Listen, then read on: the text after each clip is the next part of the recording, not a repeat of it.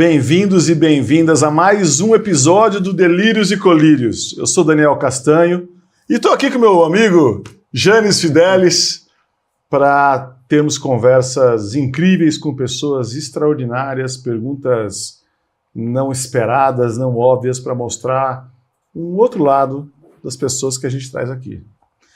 De tantos roteiros, nenhum deles a gente aplicou, né? Sempre foi no flow, não foi? Exatamente. E hoje não vai ser diferente, né? Não. É uma entrevista esperada, uma pessoa inspiradora, né? No mínimo.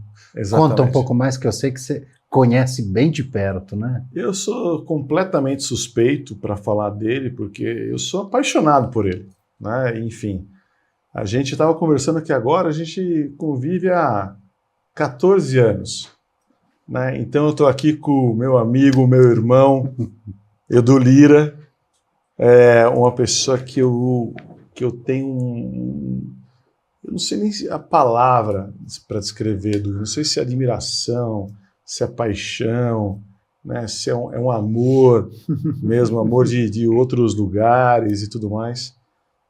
O Edu, James, eu vou confessar, todo mundo sabe, muitas pessoas me conhecem, que sabem que eu tenho um propósito de transformar o Brasil pela educação. A educação realmente me move.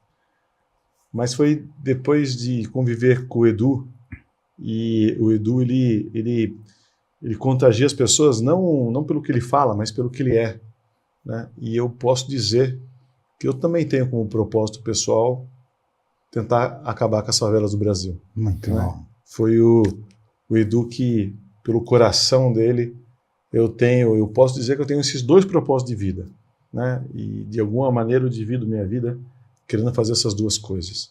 Acho que através da educação a gente consegue fazer isso, né? Mas eu tenho o propósito mesmo, que não vale só fazer uma educação incrível para poucos. A gente tem que fazer alguma coisa que realmente mude o ponteiro do Brasil. E o Edu é o grande responsável por ter me despertado e ter feito com que o meu coração também vibrasse nessa direção, Edu. Então, obrigado de coração por você estar aqui. Obrigado, Dani. Janes, já que o Dani começou contando uma história que nos conecta, vou contar uma que me conecta muito com o Dani também, que pelo menos 6 anos atrás, ou 7, quando a gente começou a escalar Gerando Falcões, acho que 8 anos, eu era um menino muito mais jovem do que eu sou, e ali vencendo medos e dificuldades pessoais e traumas, etc. Eu tinha acabado de juntar na mesma sala para me entregar um cheque o Jorge Paulo Lema, o Flávio Augusto da Silva, o Carlos Wieser e o Daniel Castanho. E foi curioso aquilo, porque todo mundo entrou, o Dani também, com uma doação mega relevante. E depois o Dani me ligou uma vez, eu me lembro como eu estava no final de semana, um domingo, eu estava na praia, e a gente estava falando, e ele falou... Ele me encorajou a contar o sonho que eu ainda não tinha contado. O que você quer realmente fazer, Edu? Não quer só colocar Gerando Falcões nas favelas do Brasil, o que mais? O que você quer? E ali, aquilo para mim foi muito provocativo, Dani. Eu nunca te falei isso, eu estou te contando aqui. Foi ali que eu disse pela primeira vez, eu sei o que eu quero, eu só não tive coragem de contar. Eu quero transformar a pobreza da favela numa peça de museu antes de Marte ser colonizado. Isso aí. E depois eu tinha uma entrevista, cara, com um dos maiores veículos da imprensa brasileira. Eu falei, cara, eu vou contar isso pela primeira vez. E aí saiu no título.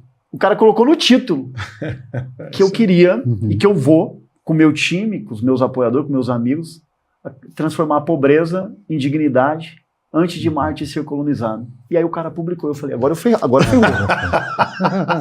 Como que eu vou entregar esse negócio? Mas isso era uma briga minha, aqui interna, Dani. Como que eu falo esse sonho se eu não entregar? Isso eu não conseguia. Mas é muito mais, você me ensinou isso, Dani, é muito mais do que conseguir ou não. É sobre você levar um bastão e eu vou entregar esse bastão em algum momento para a próxima geração, e se eu não chegar lá, ela vai estar muito mais próxima de chegar lá do que eu já tive um dia. É isso aí. Então, Dani, eu queria dizer obrigado. De verdade mesmo, porque você me fez falar uma coisa que eu não tinha coragem de dizer ainda. E hoje eu tenho. E a quantidade de pessoas que eu consegui inspirar, a quantidade de recursos que eu captei, de time que eu montei, de tecnologias que nós desenvolvemos, de política pública que a gente já influenciou, quando eu tive coragem de contar o meu sonho, cara, é surreal. Não, que lindo. Enfim, fico até assim, emocionado aqui, porque isso aí me lembra quando a gente tinha uns 5 mil alunos, mais ou menos. Uhum. E aí estava numa discussão, 5 mil, 6 mil alunos, estava numa discussão, qual que era o nosso propósito? Eu falei, transformar o Brasil pela educação. Todo mundo falou assim. Com 5 mil como alunos? assim? Você vai transformar com 5 mil alunos? A gente vai transformar o Brasil Você pela também educação. disse, antecipando que seria. Mas é um pouco nesse delírio, e que depois, por isso que eu brinco, é o delírio, acreditar que é algo que parece que é completamente impossível, mas aquilo nos move de uma maneira. Para mim tem uma diferença entre certeza e convicção. Certeza é um futuro que não aconteceu ainda. Amanhã vai amanhecer o dia com sol, com nuvem, enfim, beleza. Convicção é algo de dentro, não é de fora. Convicção é de dentro, que você não consegue explicar. Que de alguma maneira, eu falo que é um fogo interno que inclusive é o que faz o olho brilhar. Sabe o que é o brilho do olho? É esse fogo interno que faz com que você se mova, né? E francamente, te ouvindo falar, eu não conseguiria imaginar como seria a minha vida sem isso. Então, como seria a vida do Dani sem essa missão de transformar o Brasil pela educação? Que se materializa, né? Seria um vazio, né? Eu tenho uma tríade que costumo usar para tentar entender esses fenômenos, né? Porque às vezes você vê as pessoas... Eu coloco a tríade que é alinhar, convergir e sintonizar. Quando você está batendo cabeça, você não quer entrar em rota de colisão, você alinha. São paralelas que não conflitam. As pessoas não se conectam, mas elas se organizam. Convergir, você diz, esse é o ponto de chegada. Todo mundo para cá, diferentes lugares, e a gente vai se encontrar aqui. Convergência. Sintonia, você parte de um único lugar e vai para diferentes direções. Você está sintonizado com uma frequência. E essa antena que gera essa frequência e conecta pessoas, que é o que você encontrou, eu chamo de propósito, né? Quando você tem um propósito, você cria uma rede difusora que todo mundo quer conectar, né? E aí tem audiência, né? É isso que você nosso coração bate na mesma frequência. Não tenha dúvida. E Du, fala. Não, é só para complementar, Dani, como é importante a gente encontrar pessoas no caminho que está tentando fazer uma coisa que parece absolutamente impossível. Te faz bem, né? Porque às vezes quem está movendo o ponteiro e tentando fazer uma coisa difícil, essa pessoa sente dores, fracassa. Na verdade, você mais fracassa do que acerta. E solidão. Então, o Brasil precisa, no fim do dia, proteger os seus sonhadores. Proteger, sabe como se colocasse um escudo assim, fala, cara, vou proteger o Dani aqui, cara. Mas proteger de quem? Proteger do efeito colateral. Efeito colateral. Porque o sonho produz um efeito colateral, que é doloroso. Proteger daquilo que o seu sócio falou, porque que o Brasil não tem um Nobel da Paz, que é o doutor Osiris Silva, que o Brasil mata antes. E o doutor Osiris uma vez perguntou para o pessoal vale a pena por que o Brasil não tem prêmio Nobel. E estavam várias pessoas da academia que escolhiam o prêmio Nobel. A Argentina tem vários, Chile tem vários, Estados Unidos, enfim, o Brasil não tem.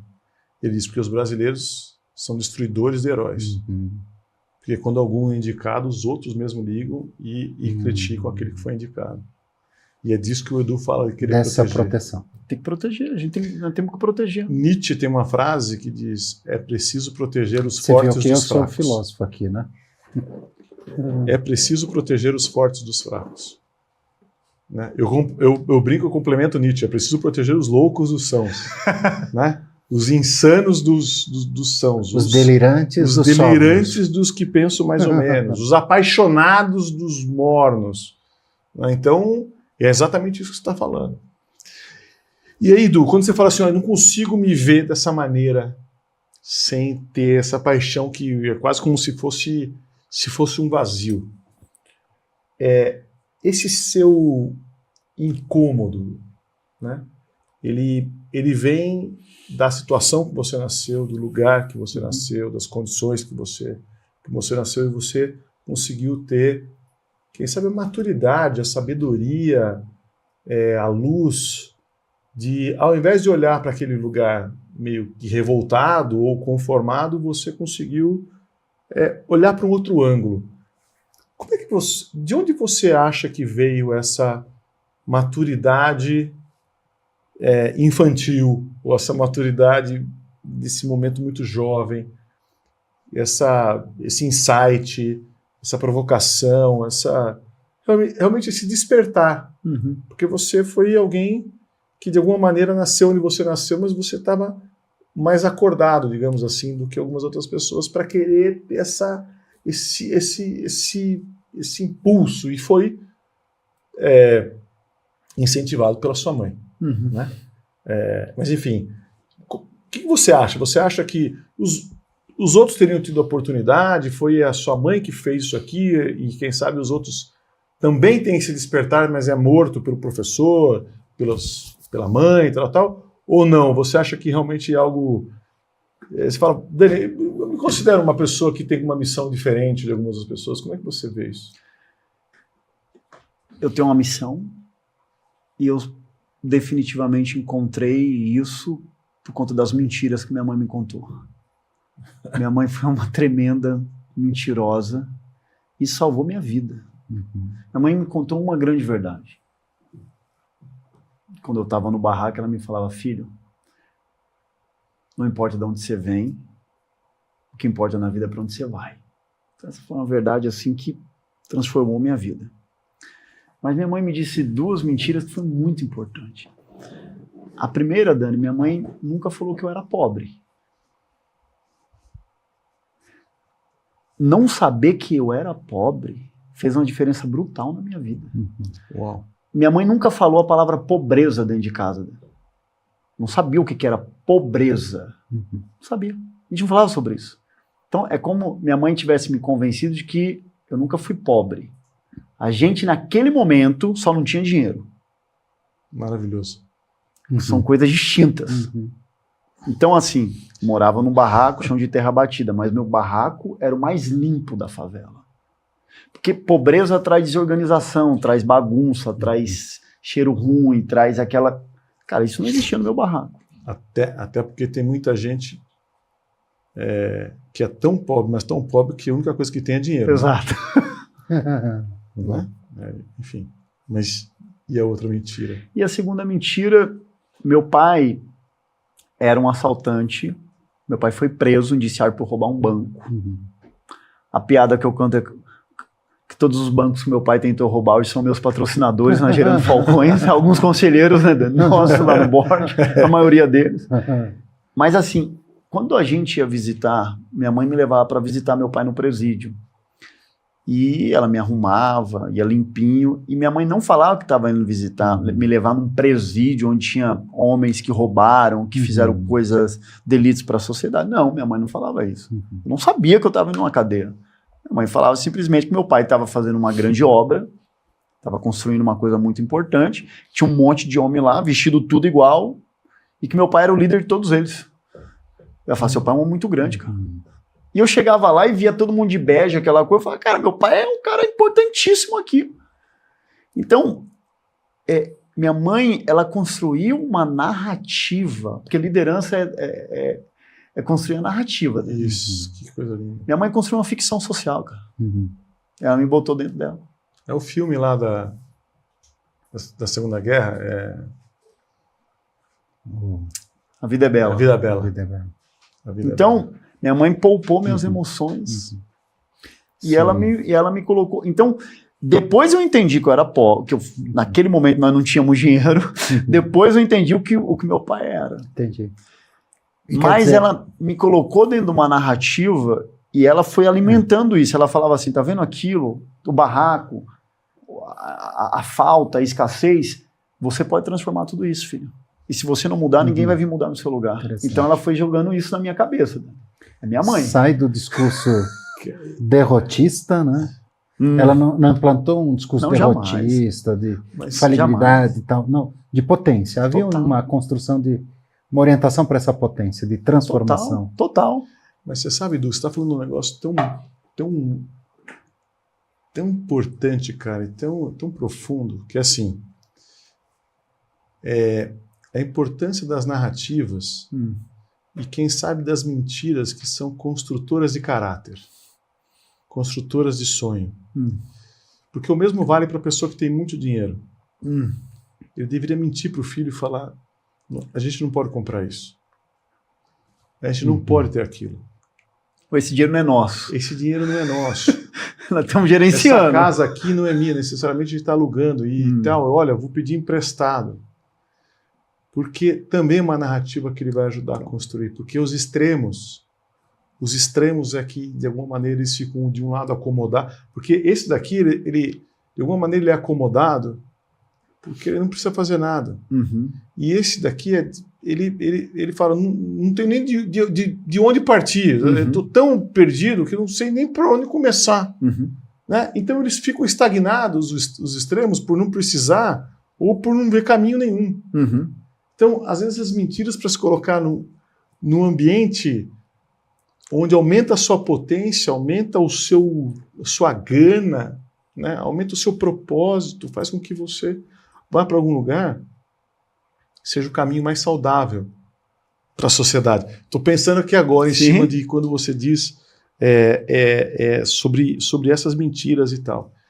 E aí, quando você olha esse lugar e tudo mais, você falou aí do seu pai, mas, enfim, eu sei que você tem uma relação já super bacana com ele, mas tem algo ainda nessa história que você não precisa perdoar?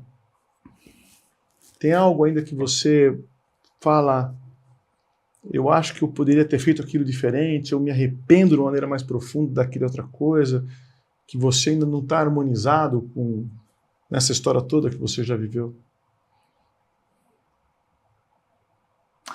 Você sabe, Dani, que a pobreza ela é uma coisa que ela, de alguma forma, faz você se sentir culpado. Você se culpa por aquilo. Então, uma coisa que foi muito difícil para mim foi na minha lua de mel.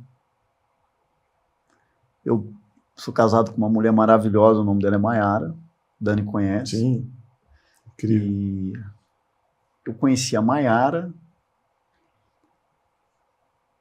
e aí uma pessoa me deu um presente, e eu poupei um dinheiro, e eu perguntei: você quer passar a lua de mel onde? Ela falou: eu quero ir para Paris. Eu falei: então vamos para Paris. E eu apaixonada, aquela coisa toda, e fomos para Paris. Foi minha primeira viagem, assim. Quando eu cheguei em Paris, estava um frio, aquela coisa, e Paris lindo, etc. Cara, e eu fracassei ali emocionalmente, Dani. Minha lua de mel não foi legal. Sabe o que aconteceu comigo? Eu comecei a lembrar dos meus amigos que ficaram pelo caminho, que não conseguiram chegar em Paris. E eu falei: cara, por que eu tô aqui? Qual é o meu direito de estar aqui? Por que eles não chegaram? Por que só eu? E eu não lidei com aquilo, Dani. Minha lua de mel não foi boa. Uau. Foi um fracasso. Mexeu tanto comigo que me deu, assim, problema estomacal, acordava de madrugada, vomitava, desinteria, e ela não conseguia entender: mas, meu amor, o que está acontecendo? Sentindo-se culpado. Uau. E um sentimento de culpa tão profunda. Então, na hora de ir embora, eu olhei para ela e falei assim: eu não estou bem, eu não estou preparado para isso aqui. Mas eu vou te levar, para compensar, eu vou te levar para o mundo inteiro. Todos lugares, todo lugar que você quiser, eu vou te levar. Vou trabalhar muito, eu vou te levar para compensar isso aí. E, graças a Deus, assim, eu já levei a Maia para viajar muito e é uma alegria para mim. Mas eu voltei para o Brasil, Dani, e aí eu falei assim: cara, eu preciso arrumar esse negócio na minha vida. E eu não posso mais me sentir culpado. E foi um processo muito difícil, Dani. Foi uma das coisas mais difíceis do que construir a Gerando Falcões. Eu sei, imagino, Du.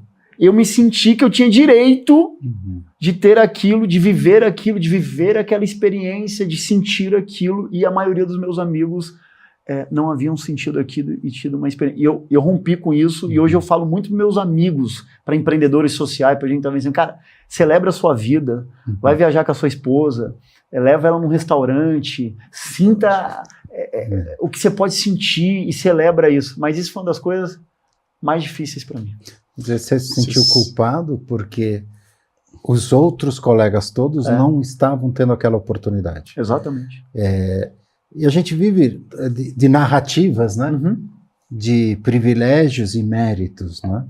Em algum momento você escutou que algumas pessoas, como se recebessem bênçãos divinas para serem expressivas na sociedade ou terem riqueza, e outras têm menos mérito, umas têm mais privilégio.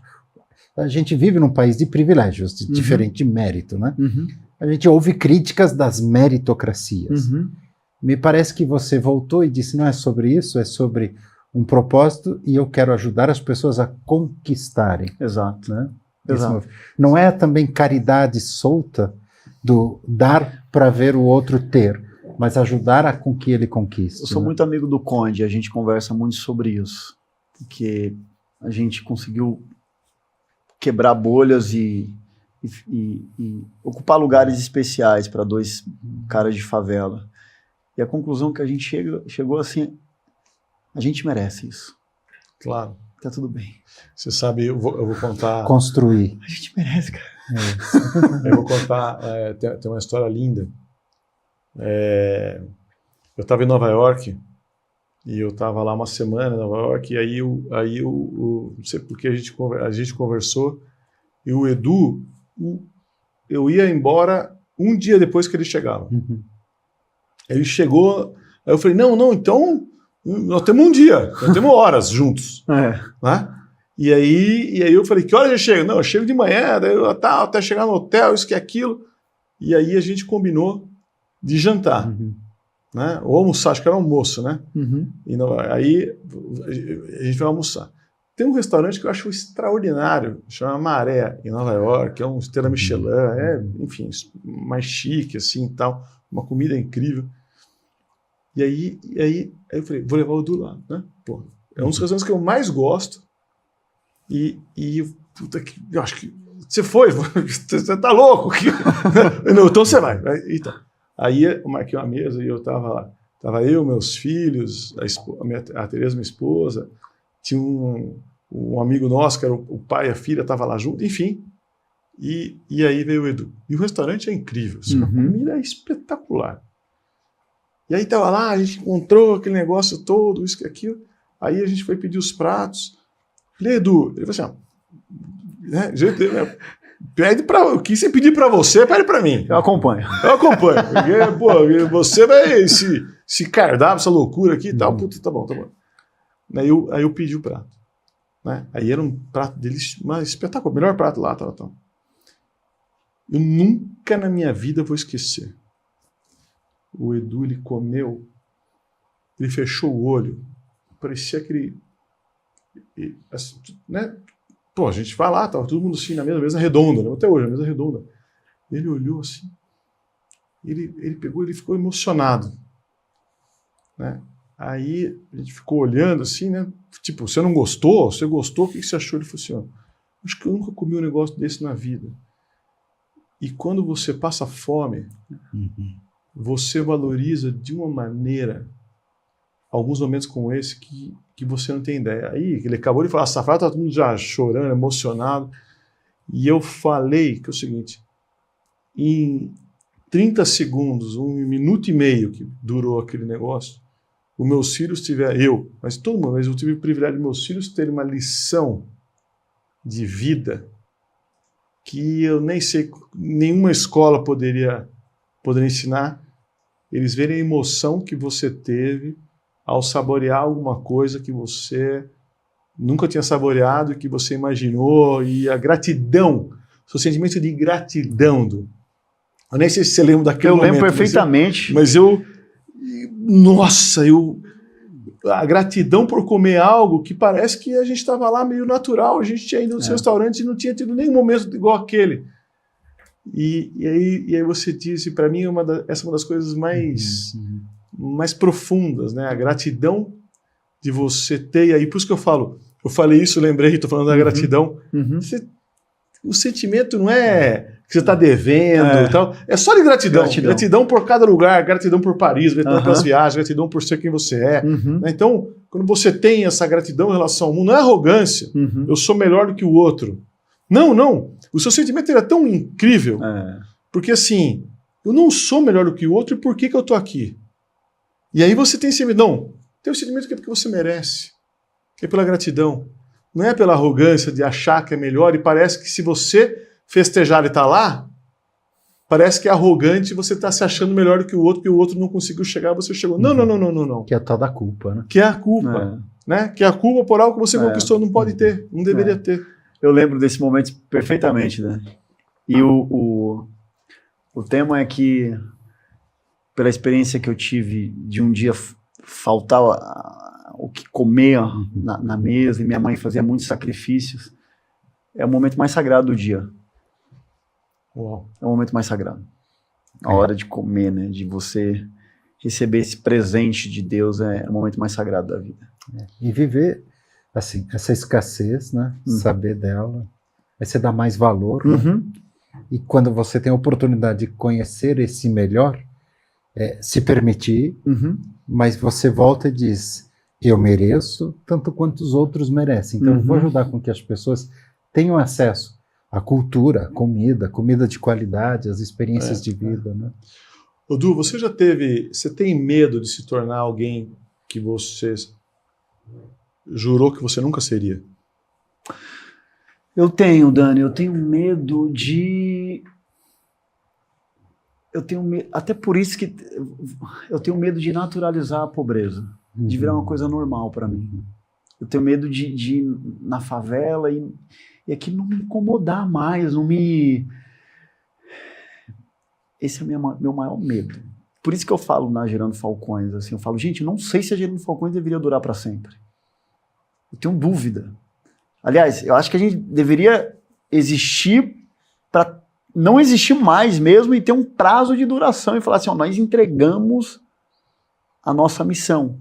E eu tenho medo de criar uma coisa, inclusive, que para a próxima geração da Gerando Falcões, que eu não vou durar para sempre nela, que a pobreza seja algo normal ou simplesmente gerenciável. Ou ainda, algo que se deixar de existir acaba com o Gerando Falcões. Então vamos deixar ela continuar ali, porque daí a gente continua existindo. Que seria pior ainda. Pior ainda. Que eu já ouvi isso muitas vezes. Edu, se a gente realmente executar esse projeto e acabar com a pobreza aqui, o que vai acontecer com a minha ONG? Eu falo, pô, que demais se desaparecer, eu te contrato. Não, isso é muito maluco. É sobre isso que eu tô falando.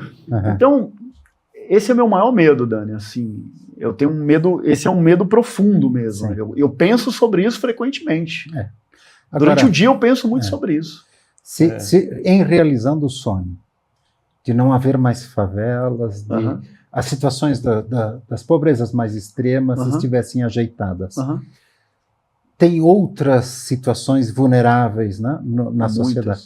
Qual você escolheria? Qual seria o propósito? Terminei Gerando Falcões, agora Gerando Falcões vai ser gerando o quê?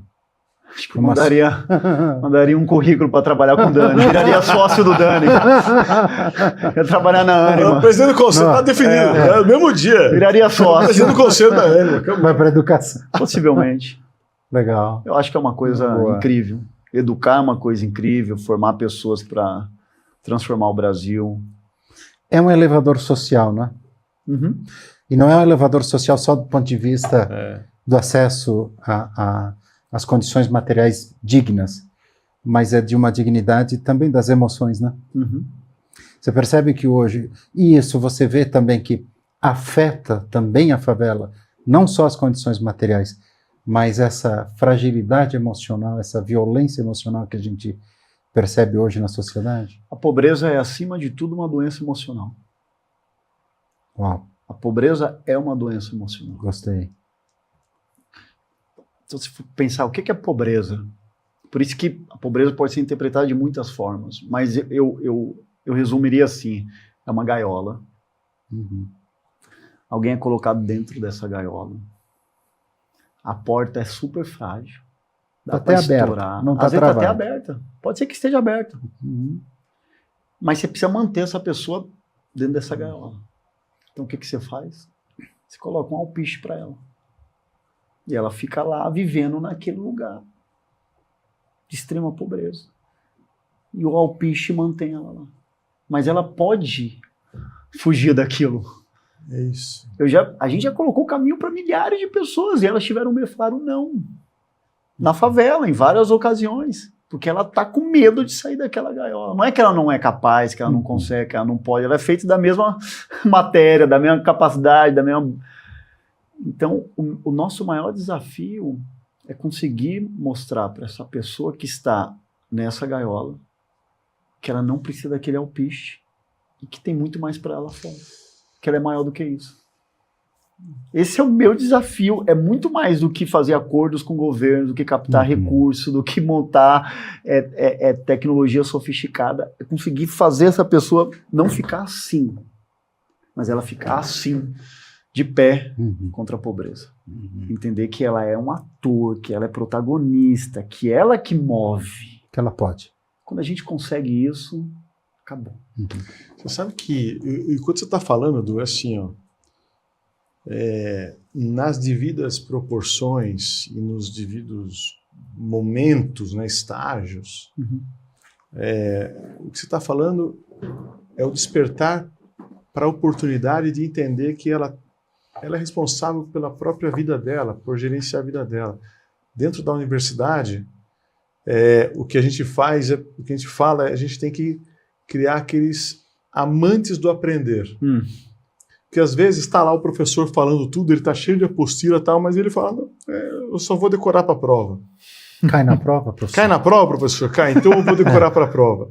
2 dias depois da prova ele já não sabe o que está fazendo. Só que ele tem toda a oportunidade de devorar aquilo, de aprender, de ser apaixonado, descobrir quem que ele é, qual que é o propósito dele, de não ter medo de arriscar, de ousar, de ser protagonista da própria história, ao invés de ficar refém da história de um outro alguém. Mas ele fica ali acomodado, é igualzinho. Porque parece que aquele caderninho e o empreguinho que ele tem, e tá tudo bem, né? Conseguindo lhe pagar, estão vendendo o almoço, pagar o jantar, é um alpiste. É alpiste. É alpiste. É um alpiste. Então, como despertar, como fazer ele ser um amante do aprendizado, como ser um amante da vida, como ele ter aquela gana de querer poder ir atrás, sair da dar gaiola. oportunidade. De sair da gaiola. De sair da gaiola, de não achar que ele é refém do lugar onde ele nasceu. Total. Simplesmente porque ele está ali na gaiola. Total. E você está falando isso aí está me... Enfim, tá me remetendo aqui. Uma coisa que marcou minha vida, Dani, assim, marcou profundamente. Dentro da Gerando Falcões, a gente tem um social business chamado Asmara. Mara, de maravilhosa, que gera renda para mulheres ultra pobres saírem da pobreza. A gente organiza essas mulheres em grupo de 5 ou 10. Elas têm uma conta bancária, elas poupam dinheiro nessa conta, elas comprovam e a gente entrega microcrédito para elas, em formato de produto, microcrédito em produto. E elas vendem isso e ganham dinheiro para sair da pobreza. Então tem inúmeras histórias, porque quando a mulher põe dinheiro no bolso, ela pensa primeiro nos filhos. Então a estratégia que a gente desenhou é, se a gente coloca dinheiro no bolso dessas mulheres, elas vão tirar os filhos dela da pobreza, e a gente vai ter um país melhor no futuro. E está super funcionando. Mas o que mais me marcou nisso, que a gente está trabalhando para escalada, é que cada ONG no território tem uma empreendedora social, um líder, e ele tem uma meta ali de impacto social, de construir dignidade, de montar grupos solidários. Uma das melhores de todas, assim, muito melhor, muito capaz, assim, que entrega muito resultado, é uma empreendedora social chamada Ana, que ela é lá do Jardim Ângela. E ela é cadeirante. E ela lidera uma ONG com mães atípicas, que elas chamam, com criança que tem síndrome de Down, autista e etc. E ela, assim, ela entrega um resultado de 10 pessoas. Uau. É absolutamente incrível. O Bruno que você conhece, sim. Poar, lá, que trabalha comigo, ele fica em primeiro, mas ele fala assim, Edu, essa mulher me faz suar de um jeito. E tem mês que ela ganha dele. E assim, a gente foi para uma imersão agora, eu levei todo mundo para celebrar e ela veio junto. E todo mundo tem um carinho, não tem assim, eu tô perdendo pra Ana. Não é assim, é tipo, Ana, me ensina. Perfeito. Ana, eu quero aprender com você. E a gente ficou, Ana, ensina pra gente, você em cima da cadeira de rodas, como que você consegue produzir isso? Aí ela falou uma coisa, ela falou, Edu, uma vez eu era mais jovem, eu fui na ACD, e um psicólogo me atendeu. E ele falou pra mim o seguinte, ele perguntou quais eram os meus sonhos. E eu contei pra ele o meu sonho, mas eu falei, mas eu acho que eu não vou conseguir, doutor. Ele falou, mas por quê? Porque eu tô nessa cadeira de roda. Aí ele olhou pra mim e falou, você não precisa andar. Eu falei, eu não preciso andar? Ele falou, não. Andar não é um superpoder. Andar não é um superpoder. Boa. Alguém chega ali, você também chega empurrando a sua cadeira, andar não é um superpoder, esquece. Ela falou, o que é um superpoder? Aí ele falou, a sua mente. Você só precisa usar a sua mente. Se você usar a sua mente, você consegue fazer qualquer coisa. Ela falou, Edu, eu sou a número 1 no seu programa porque eu uso a minha mente. É isso. E a minha mente é ilimitada. Eu consigo fazer qualquer coisa. Sabe o que é? É a mente, mas é a mente porque a mente domina de verdade o coração. É isso. E é isso, porque é pelo sentir, não é só pelo pensar. Eu falo que todo mundo acredita que tem uma diferença entre a razão e a emoção. Eu acho que tem uma coisa no meio do caminho, que é a razão do coração. E a razão do coração é a intuição. É você acreditar em você. É você, de alguma maneira, vibrar de uma outra maneira. Né? E é isso, quer dizer, mas a mente te trava. A mente trava. A mente te trava. Entendeu? É aqui. A mente te trava, a mente te... Veja, todos os traumas demoraram segundos, ou no máximo minutos. Pum, bateu um carro. Foi um assalto. Segundos. Só que aqueles segundos se perpetuam pela mente. Fazem eco. Aqueles segundos se perpetuam porque você não se perdoou. Aqueles segundos se perpetuam porque você acredita em algo que nem existe mais. Já foi. Que já foi, que é uma coisa momentânea, que durou segundos, mas você não se libertou mais dele. Então, do mesmo jeito que vale para um trauma, a palavra tem uma força, né, incrível. Quando sempre diz, né, sobre o poder da palavra, levanta-te, faz isso, você acreditar. Então a palavra é algo que tem uma força, não, tanto que eu sempre falo para meus filhos, eu falo, se você engolisse suas palavras, você seria são ou estaria doente?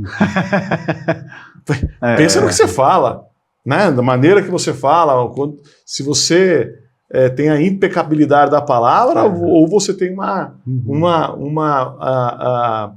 comunicação violenta e tudo mais. Mas esse negócio eu estou falando das palavras, mas vale da mente. É um comando. Eu vou conseguir, eu acredito. Isso eu acho que é maravilhoso. Né? Quer dizer, você está um pouco do que... Sabe, ela fala isso mesmo, é a mente, mas é ela realmente acreditar naquilo. E ela realmente acredita. A metáfora da gaiola não é sobre não ter asas, por isso não posso fugir, sair da gaiola.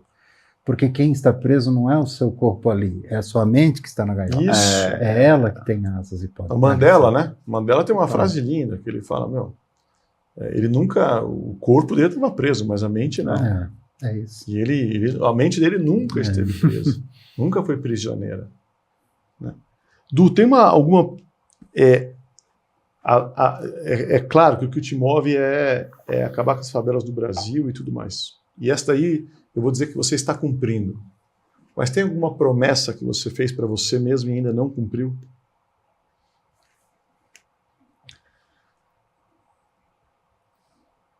Eu sempre quis dar muito orgulho para minha mãe, Dani. Já cumpriu, check. E esse check, eu sempre pergunto para ela, você tá se sentindo orgulhosa de mim? Ela fala, sim, filho, eu tô. Mas eu quero ser, francamente, Dani, ter uma jornada de ser um bom marido, um bom pai para as minhas filhas. E eu tô num momento agora que é absolutamente atípico, que tem adolescente em casa. Quando eu casei com a Mayara, ela já tinha a Lara de 4 anos, e agora a Lara virou uma menina, uma moça de 16 anos. Que começa a se apaixonar, né? E é uma coisa nova isso. Não sei, você já viveu isso lá, Dani? Já. É diferente, né? Você lidar com a presença de um outro homem ali no seu espaço e querer aconselhar, e ela se frustra, e você querer dar uma dica, né? E etc. Então, eu tô tentando também me aproximar cada vez mais dela, e que é um papel muito diferente do papel que a gente está acostumado a exercer, né? E é uma outra lógica, que às vezes se acerta, às vezes você erra, aí você encontra um novo ângulo, mas me faz bem, que me tira do papel de herói. Ela me leva para um papel, e até por ser mulheres que estão em casa, para um papel ainda mais humano do que eu faço no dia a dia, mas que no dia a dia você tem que captar recursos, tem que bater metas, tem que colocar projetos, tem que breakivar, você tem que gerir time, tem que mandar embora, tem que contratar, você tem que... E é uma jornada dura, de muito trabalho. Você sabe como é isso, né? Só que em casa, ela me leva para um outro lugar. Você sabe que eu cheguei em algum momento que eu falava que os filhos, eles te provocam, te desafiam, ainda mais na adolescência, né? E eu olhava e falava, nos outros lugares que eu vou, as pessoas me respeitam, pô. Tem o mínimo de respeito. Entendeu? Não é que eu sou menos respeitado que em casa. Ninguém me desafia tanto assim. Entendeu? Pô, tá bom, me desafia, não é? Mas é mais com respeito. Pode até, um pouquinho de mais de respeito. Pode até ser que puxe mais uma vez. Agora, me enfrentar de cara, só meus filhos me fazem isso. Né? E é outro papel. É um outro papel. É outro papel. E faz você crescer de uma maneira, faz você... E é muito incrível. Porque eu falo assim, você trata seus filhos com o mesmo respeito e tal, a maneira que você fala com eles, como você trata seus líderes. E ao contrário, você trata as pessoas que você lidera com o mesmo amor que você trata com seus filhos.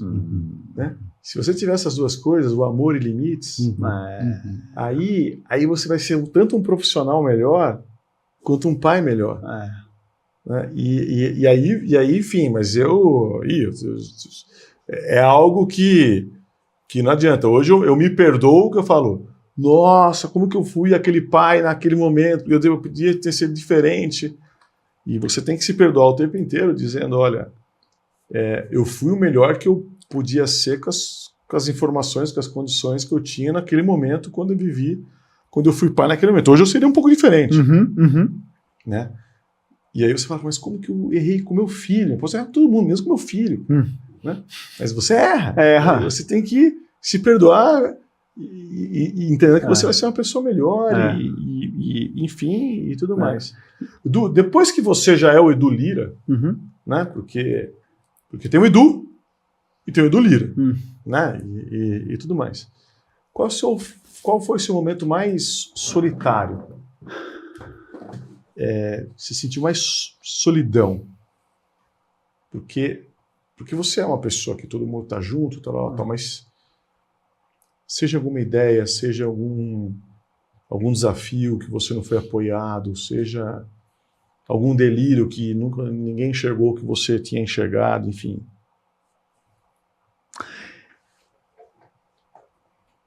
Eu acho que quando você toma um risco grande, Dani, no geral, um risco ele tem que ir contra realmente a opinião pública.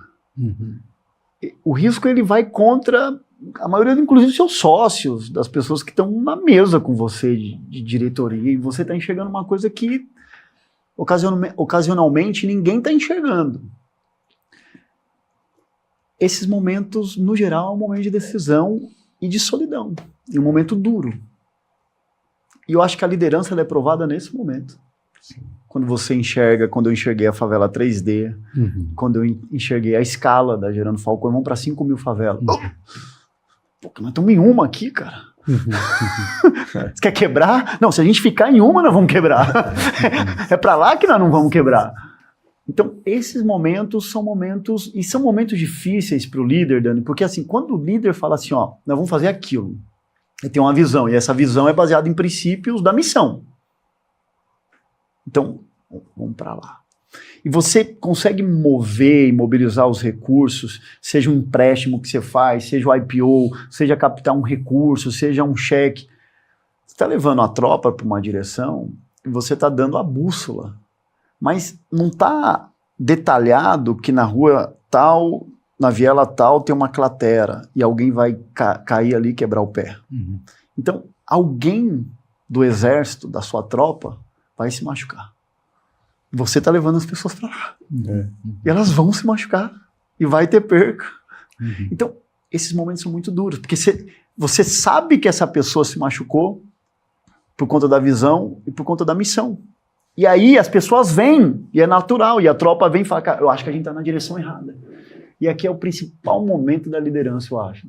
Que é quando o líder fala, calma, nós não estamos na direção errada. É um momento. Vamos continuar. E aqui que está o fiel da balança da liderança. É aqui que está o fiel da balança da liderança. Então eu acho que esses momentos, eles são decisórios para um líder. Que é o momento que ele recua, fala, realmente eu estava errado. Ou é o momento que ele reorganiza, gerencia as emoções, e fala, para lá, vamos continuar e vamos salvar o soldado que caiu. O empreendedorismo... Essa é uma coisa que eu mais faço hoje em dia, Dani. Eu tento identificar qual é o soldado que está tomado. Eu tenho dormido muitos nas operações na favela. Eu simplesmente falo, às vezes eu nem aviso pro cara. E eu chego na ONG dele, ou às vezes é a casa dele, com um colchão inflado dentro do carro. Eu chego lá, o cara me se assusta, o que é isso, Edu? Eu falei, não, cara, vim dormir aí na ONG com você. Você veio dormir aqui? Como assim, Edu? Você não avisou nada? Não avisei não, cara, é só um colchão inflado, tem um lugarzinho aí qualquer. Cara, eu passo a noite trabalhando com o cara. E falando dos medos do cara. Por que ele tá assim? Uau. Cara, eu tô com você, nós vamos passar. O que tá acontecendo? Peraí, cara, eu já passei por isso também. Não, vamos se dar a mão aqui, nós vamos se levantar. Esse cara se levanta de um jeito. E dá um cavalo de pau. E uma mudança. Então, eu acho que essa coisa, você ao longo do tempo, vai percebendo aonde a sua liderança faz um efeito maior. E eu acho que é resgatar a moral daquela tropa que está lá por alguma razão enfraquecida, porque foi alvejada de um lado que não imaginava. E aí, quando o líder vai lá e fala, cara, vamos, é uma coisa surreal. E a sensação, o retorno também emocional para o líder, ele é um Red Bull social, Dani. O cara se reergue e fala, cara, é isso, a minha missão é essa. É isso aí. Mas é isso aí, Du. Não adianta você falar. Eu falo, a gente não ensina o que a gente sabe, a gente ensina o que a gente é. Não adianta você chegar para ele e falar, não, mas faz assim, eu vou te mandar um e-mail, como você tem que fazer. Fica tranquilo. Né? Vou te mandar um áudio aí e tal. Não. Pega o colchão, vai lá. É isso. Aí não adianta. Então o cara tá lá, tá maluco, tem que ir lá. É isso aqui mesmo. Entendeu? Ele tá, não sei o que eu vou fazer. Quando eu era CEO, eu ia lá, atendia telefone, call center. Quero saber o que está acontecendo. Vamos inaugurar o campus, eu estou junto aqui, limpando e colocando carteira. Porque senão, é isso, o cara olha e fala, não, você está de brincadeira. Né? E você falou uma coisa muito importante, porque o que ele tem que fazer está no playbook. Tá lá, mas não é igual se o líder está com ele. No campo de batalha. É o valor do líder na linha de frente. Você sabe que para mim são essas coisas. Para mim existe as pessoas que